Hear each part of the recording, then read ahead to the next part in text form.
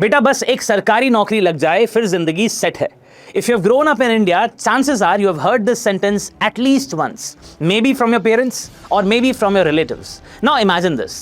A government department announces 500 vacancies and within weeks more than 10 lakh applications arrive. Among the applicants are engineers, doctors, MBA graduates, PhD holders. Some already have a private job. Yet, all of them are standing in the same queue. Not for a crore rupee package, not for a startup, not for a multinational company, but for a government job. And this isn't an exception. It's India's reality. Every year, millions of young Indians prepare for UPSC, SSC, banking, railways, state PSCs, defense services, and dozens of other recruitment exams. In fact, India probably has one of the largest competitive examination ecosystems in the world. Now, here is the interesting part. Government jobs don't always pay the highest salaries. Many private companies offer much bigger pay packages. So if money isn't always the answer, then what it is? Why does a government job continue to be the biggest dream in millions of Indian homes? Is it the job security? Is it the social status? Or is it the family pressure? Or is the answer is hidden somewhere in our history? Because here is something most people don't realize. This obsession with the government jobs didn't begin yesterday. It didn't even begin after the independence. Its roots go back nearly 200 years. To understand that, we need to travel back to British India. But before we do, let's clear one misconception. This episode is not about proving that government jobs are better than the private jobs. Nor is it about mocking the people who are preparing for the competitive examinations. Government officers, teachers, soldiers, railway employees, scientists and civil servants play an indispensable role in the building of the nation. The question isn't whether government jobs are important. They absolutely are. The real question is something much, much bigger. Why has the Indian society placed the government jobs on a pedestal that almost no other career enjoys? Because when millions of talented young people chase the same dream, the same objective, it stops being an employment story. It becomes a story about country's history, its economy, its culture, its families, and even its psychology. So, why are Indians really obsessed with the government jobs? The answer begins in an empire that no longer exists, but whose legacy still shapes the millions of Indian dreams today. Imagine India in the year 1880. A young Indian clears one of the toughest examinations in the world. Almost overnight, his life changes forever. He is no longer just another educated man. He now belongs to the Indian Civil Service, or the ICS. The British proudly called it the steel frame of the empire. And they weren't exaggerating. An ICS officer collected the taxes, maintained the law and order, implemented the policies of the empire, reported directly to the British administration. In many of the districts in the country, one officer exercised more influence than the biggest landlord or the richest businessman. For ordinary Indians, government service wasn't just another profession. It was about the power. It was about the prestige. It was the authority. Sociologist Max Weber, one of the greatest scholars of the bureaucracy, argued that modern states function through the professional civil servants. Unlike the kings or the feudal lords, the bureaucrats derive the authority not from birth, but from the rules, the institutions, and the office they hold. In British India, that authority became almost legendary. And even though the rulers changed in 1947, the prestige and the power attached to the office did not. But here is the irony. The British never designed the ICS, the Indian Civil Services, to fulfill the Indian dreams. They designed it to protect and promote the British Empire. In fact, for many years, the examination was conducted only in London. Most Indians couldn't even afford to travel there, let alone prepare for it. Yet, the few who succeeded in the examination became the symbols of extraordinary achievement. Names like Satyendranath Tagore, the first Indian to enter the Indian Civil Services, inspired an entire generation. Not because the salary was unmatched, but because the society respected the position. And once a society begins respecting a profession, that respect often survives long after the original system disappears. Then came 1947. The British left, the empire collapsed, but India faced a huge question. Who would run a country of hundreds of millions of people? The answer was simple. keep the administrative machinery, improve it, and make it serve the people of India instead of the empire. The ICS gradually became the Indian Administrative Service, the IAS, while the other services like the Indian Police Service, the IPS, and the Indian Forest Service followed. India's very first Home Minister, Sardar Vallabhbhai Patel, famously described the civil services as the steel frame of India. He believed that without an honest and capable civil services, the newly independent nation could fall apart. And looking at the challenges which India faced at that point of time, for instance, the partition, the refugee rehabilitation, the integration of the princely states, it wasn't an unreasonable fear. Government officers weren't just employees anymore, they became the nation builders. But here is the twist. History alone cannot explain why, even today, millions of young Indians dream of government jobs. After all, the British are gone. The ICS is gone. India's economy has changed. Private companies today pay the salaries that the colonial government could have never imagined. So why does the dream remain alive?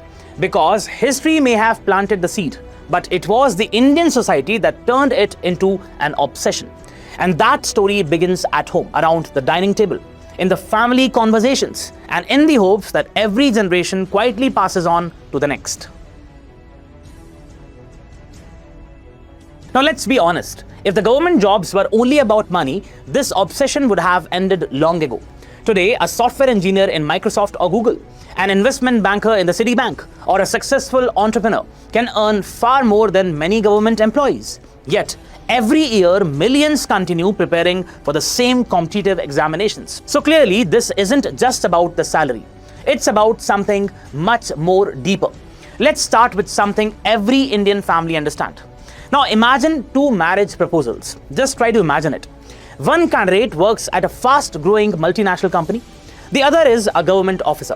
Now ask your grandparents, or maybe even your parents, which one would they choose? I think most of us already know the answer. Now the reason is, in India, a government job doesn't just give you the employment, it gives you the certainty. And in a country where uncertainty has shaped the generations, certainty is priceless. French sociologist Pierre Bourdieu used the term symbolic capital. Some professions don't just give you an income, they give you prestige, power, respect, recognition. In India, government jobs became exactly that. A government officer is seen as someone who has made it in his or her life, not because of the size of the salary, but because the society trusts the stability of the position. Sometimes the first question isn't, how much do you earn? It's actually, permanent hai na? And somehow that one word carries more emotional weight than the salary itself. Indian sociologist André Béteille observed that India's growing middle class, the education, the government employment became the most reliable path to social mobility. Think about it. You don't need inherited wealth. You don't need a famous surname. You don't need political connections. Clear one examination and your family's future can change. For millions of Indians, competitive examinations became the great equalizer. That is perhaps one of the greatest strengths of India's public recruitment system. But there is another reason, and this one is psychological. Economist and Nobel laureate Amartya Sen often argued that real freedom comes from having genuine opportunities in life. Now imagine you are the first graduate in your family. Your parents have spent their entire savings on your education. There are younger siblings depending on you. Failure isn't just disappointing, it feels expensive. In that particular situation, would you choose a risky startup or a stable government job? Suddenly, the choice doesn't seem irrational anymore, it seems responsible. Perhaps that's why Indian parents often don't ask, what are you passionate about? They actually ask, is the job secure? The very famous political scientist, Partha Chatterjee, has argued that in countries like India, the state is not just an institution. For millions of citizens, it represents security, opportunity, and the dignity. That's why becoming the part of the government, the state, often feels like becoming the part of the nation itself. A government job isn't just empowerment or employment, it's the identity. But every story has another side. When millions of talented young people spend years preparing for a handful of vacancies, there is a hidden cost. Some lose valuable years, some postpone careers, some delay the marriages. Many quietly carry the burden of repeated failures. India's coaching hubs in the ORN, Mukherjee Nagar, Prayagraj, Kota, and many others are not just centers of preparation or education, they're also the cities of hope and sometimes of heartbreak. So, why are Indians obsessed with government jobs? Because a government job promises much more than a monthly salary. It promises the stability in uncertain economy, respect in a status-conscious society, pride for the entire family, and the belief that one examination can change an entire generation. But here is the question we haven't answered yet. Is this obsession helping India or holding India back? Because in a country dreaming of becoming a developed nation, a Viksit Bharat by 2047, perhaps the biggest challenge is not creating more government jobs. It's creating enough employment opportunities so that young Indians can dream beyond them.